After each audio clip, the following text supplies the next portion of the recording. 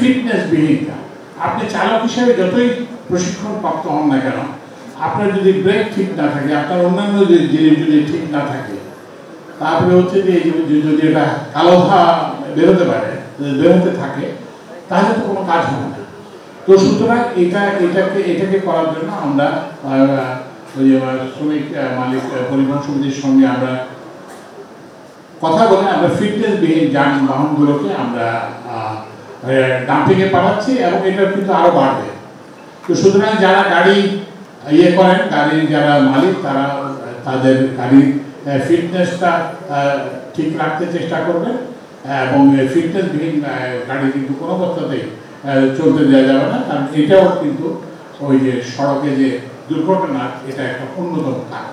এরপরে যে কারণ, আমরা যে সড়ক দুর্ঘটনার যদি আমরা তথ্যপত্র দেখি, যে মোটরসাইকেল, এই যে সড়ক দুর্ঘটনা বেশিরভাগই হচ্ছে যে মোটরসাইকেল, এবং যেহেতু মোটরসাইকেলের ব্যবহার বাড়ছে, সেহেতু এই দুর্ঘটনার হার এবং মৃত্যুর হারও বাড়ছে। তো আমি যেদিন সরাইলে গেলাম, আপনারা দেখছেন যে একটা ছবি আছে, ছবি হয়তো আপনারা কেউ দেখছেন, যে আমি একটা মোটর বাইকের পেছনে বসে আছি, আমার মাথায় একটা হেলমেট আছে, কিন্তু আমার যে চালক তার মাথায় কোনো হেলমেট নাই। এটা কারণটা কি? আমরা হচ্ছে কি 10টা, প্রথমে হচ্ছে কি আমি ওখানে 1.5 ঘন্টা জামের মধ্যে বসে থাকি, তারপরে আমি হাঁটতে শুরু করলাম।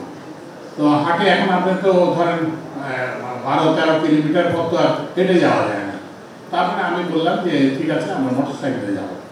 তা আমরা 10-15টা মোটরসাইকেলকে থামালাম, একটি মাত্র হেলমেট আমরা পাইছি। ওই হেলমেটটাই কিন্তু আমি মাথায় দিয়ে আমি তো ওই জন্য ওই যে হেলমেটের ব্যবহার বাড়াতে হবে। এবং এই জন্যই আমাদের এই বছরের যে প্রতিপাদ্য, সেটা হচ্ছে যে ওই যে যেটা বললাম যে মানসম্মত হেলমেট ও নিরাপদ গতি, সম্পদের কথা। এবং এই যে হেলমেটটা যে একটা মূল বিষয়, এটাকে করার জন্য যেসব সড়কে যে নির্মাণ কাজ চলতেছে এবং যাত্রীদের ভোগান্তি হচ্ছে, সেসব এলাকায় আমরা 10,000 হেলমেট দেব এবং আজকে প্রতিনিধিত্বমূলকভাবে কয়েকজনকে হেলমেট দেওয়া হবে। বিজলি কেবলস এর স্কিন কোটেড ইনসুলেশন, আগুন প্রতিরোধী। বিজলি কেবলস, নিরাপদ আজীবন। তো এইটার উদ্দেশ্য যে দেশে তো লক্ষ লক্ষ হেলমেট কি বলে যে মোটর বাইক আছে, তো আমরা তো সবাইকে হেলমেট দিতে পারবো না, কিন্তু আমরা আশা করব যে এর মাধ্যমে যে সচেতনতা সৃষ্টি হবে, তাতে যে সড়ক দুর্ঘটনার পরিমাণ এবং সড়কে প্রাণহানির পরিমাণ অনেকটাই কমে যাবে। এরপরে শেষের যে প্রসঙ্গটা আমরা বলতে চাই, যে সড়ক দুর্ঘটনা আমাদের জন্য একটা গ্লানি, আমাদের জন্য একটা ব্যর্থতার প্রতীক, এবং এই সংখ্যাটা কিন্তু বেশ বড়। বাংলাদেশে এই 2015 থেকে 2025 এই সময়ে প্রতিদিন 15টি করে সড়ক দুর্ঘটনা ঘটছে, মৃত্যু হচ্ছে 27 জনের, আহত হচ্ছে 38 জন। এইটা গ্রিন স্ট্যাটিস্টিক্স, এইটা আমরা কোনো অবস্থাতে এইটা চলতে দিতে পারি না। এবং সাম্প্রতিককালে যে বললাম যে মোটর বাইকের ব্যবহারের বাড়ার কারণে এই দুর্ঘটনার সংখ্যা আরও সাম্প্রতিককালে আরও বেড়েছে। তো যে এখন দুর্ঘটনা যখন হয়ে যায়, তখন তো একটা পরিবার নিঃস্ব হয়ে যায়। পরিবারের আয় উপার্জনের মানুষটি যখন চলে যায়, তখন তো পরিবার নিঃস্ব হয়ে যায়।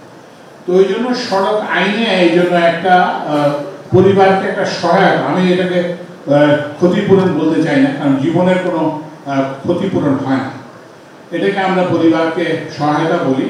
তো সেইটার একটা 5 লাখ টাকা দেওয়ার একটা আইনি বিধান আছে, কিন্তু অনেক ক্ষেত্রেই এটা পরিবার পায় না।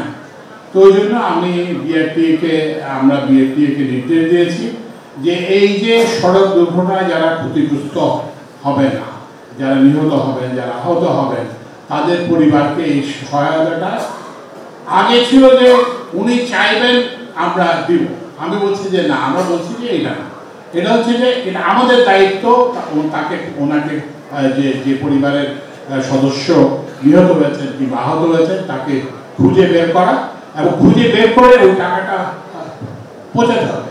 কারণ এই যে দুর্ঘটনাটা ঘটলো এটা তো ওনার যে যে কোনো কোনো ক্ষেত্রে হয়তো যে চালকের ইয়ে হতে পারে কিংবা ইয়ে হতে পারে, কিন্তু বেশিরভাগ ক্ষেত্রে এরা কিন্তু নিরীহ ভিকটিম। তো ওই জন্য এটা পৌঁছানোর ইয়ে করা হবে। এবং আমরা বিআইপিকে বলছি যে আমরা একটা টার্গেট দিব যে এই সময়ের মধ্যে এত শতাংশ লোককে কি বলে যে পরিবারকে সহায়তা দিতে হবে, এই সময়ের মধ্যে এই পরিবারকে সহায়তা দিতে হবে।